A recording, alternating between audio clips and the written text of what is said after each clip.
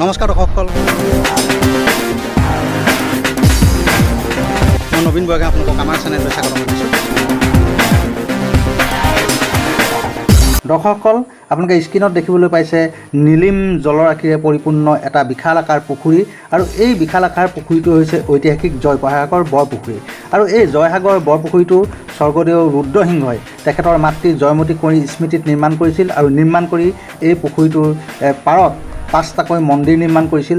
আৰু এই বৰপুখুৰীটোৰ যিটো দক্ষিণৰ পাৰৰ এটা অংশ বৰ্তমান জৰাজীৰ্ণ হৈ থকা দেখিবলৈ পোৱা গৈছে, আৰু আপোনালোকে দেখিছে এইটো জৰাজীৰ্ণ হৈ গৈছে, আৰু জৰাজীৰ্ণ হৈ ইয়াৰ পৰা পানী ওলাই যাব খুজিছে। আৰু ইয়াত যিটো কালভাৰ্ট, এই কালভাৰ্টটো ইতিমধ্যে ধ্বংস হৈ যাবলৈ লৈছে। আৰু যিহেতু এই জয়সাগৰ বৰপুখুৰীটোৰ অতিৰিক্ত যি পানী, এই অতিৰিক্ত পানীভাগ এইদৰে ওলাই যায়।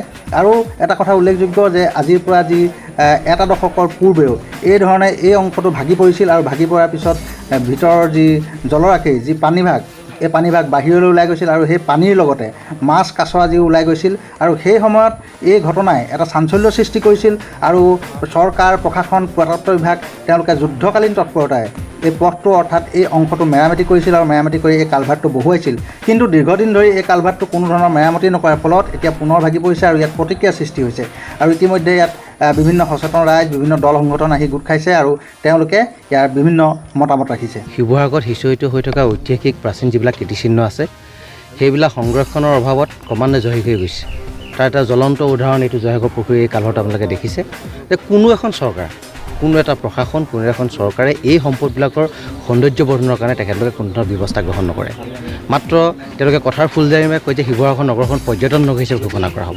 কিন্তু শিৱসাগৰ পৰ্যটন নগৰী হিচাপে ঘোষণা কৰিবলৈ যাওঁতে ইয়াত যিবিলাক পৰ্যটনৰ যিবিলাক স্থলী আছে, যিবিলাক মনুমেণ্টছ আছে, যিবিলাক কৰিব পাৰে, চৰকাৰে কিন্তু সেইবিলাকত হাত নোবোলাই কেৱল মাত্ৰ এটা টকা ঘটাৰ মাধ্যম হিচাপে এই সম্পদবিলাক ব্যৱহাৰ কৰি আহিছে। যিবিলাক পইচা, সেই পইচাবিলাক ক'ত কেনেকৈ খৰচ হয় আমি গম নাপাওঁ, সচেতন যুৱক হিচাপে আমি গম নাপাওঁ, শিৱসাগৰ ৰাইজ হিচাপে আমি গম নাপাওঁ। কিন্তু আমি চৰকাৰক এটা বিনম্ৰতাৰে অনুৰোধ জনাম, আৰু আমি তাৰ লগতে দাবী উত্থাপন কৰিম যে এই যিবিলাক সম্পদ আছে, সম্পদবিলাক সংৰক্ষণ আৰু শোভাবৰ্ধন যদি তেখেতলোকে নকৰে, আৰু বিজ্ঞানৰ সংৰক্ষণৰ যদি ব্যৱস্থা তেখেতলোকে নকৰে, তেতিয়াহ'লে এনেকুৱা ধৰণৰ সমস্যা অনাগত দিনত হৈ থাকিব। আমি সদৌ টাইম ছাত্ৰ সন্থাই বিভিন্ন সময়ত চৰকাৰক দাবী উত্থাপন কৰি আহিছোঁ যে প্ৰাচীন কীৰ্তিচিহ্নসমূহ সংৰক্ষণ আৰু শোভাবৰ্ধন কৰিব লাগে। কিন্তু শেহতীয়াকৈ জয়সাগৰ পুখুৰী পাৰৰ এটা অংশ ৰাস্তাৰ তলেদি এটা ধুন ওলাইছে, আৰু এতিয়া বাৰিষা এতিয়া অত্যাধিক বেয়ালৈ গতি কৰি গৈ আছে। যিহেতুকে আমি চৰকাৰক এটা কথা দাবী জনাব বিচাৰোঁ যে চৰকাৰে অকল প্ৰতি বছৰে প্ৰাচীন কীৰ্তিচিহ্নসমূহ সংৰক্ষণ শোভাবৰ্ধন কৰাৰ নামত অকল বাজেট নিৰ্ধাৰণ কৰি থাকে, কিন্তু তেওঁলোকে এই বাজেটসমূহ কেতিয়া ফলপ্ৰসূ হয় আমি দেখিবলৈ পোৱা নাই।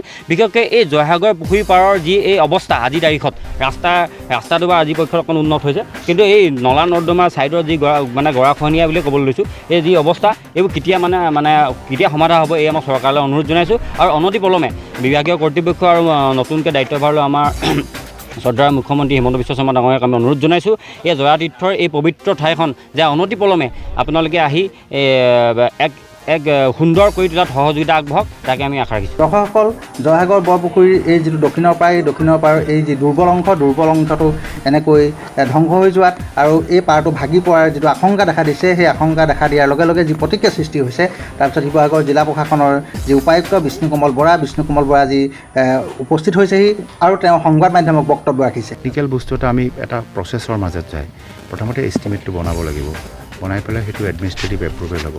এডমিনিষ্ট্ৰেটিভ এপ্ৰুভেল তেতিয়াহে হ'ব যেতিয়া টেকনিকেল চেংচন হ'ব।